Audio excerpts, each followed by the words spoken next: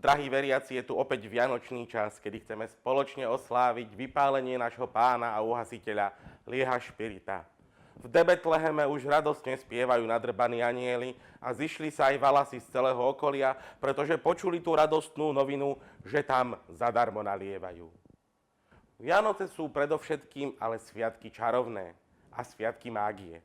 Preto si položme tú základnú otázku, kde taký obyčajný alkoholik ako ty alebo ja môžeme nájsť mágiu aj u nás doma. Narnia nás naučila, že tie čarovné veci sa nachádzajú v skrini.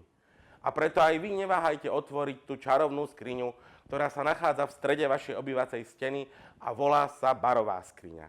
Pretože práve tam nájdete čaro Vianoc v podobe nášho uhasiteľa Lieha Špirita.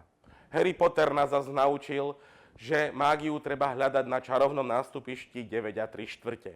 To sa určite nachádza aj u vás na vašej stanici, tam trošku vzadu, bufet sa volá Mašinka. Tam sa rozbehnete, ramenom prerazíte pomyselnú stenu a zrazu sa ocitnete v čarovnej krajine plnej dymu, kde môžete spolu so všetkými, ktorí sa vrátili spolu s vami na východ, sláviť nášho pána Lieha Špirita. Vianoce sú predovšetkým sviatkami rodiny, drahí veriaci. Preto aj vy sa na pamiatku spitej rodiny nezabúdajte doma spoločne všetci nadrbať a malým deťom nechajte aspoň prst vo vaječnom likéri omočiť. Mamke povedzte, nech na štedrý deň nakrája kapustu do kapustnice pekne najemno, že keď vám ráno príde ťažko, aby vám nevysel 15 cm rezanec z nosa.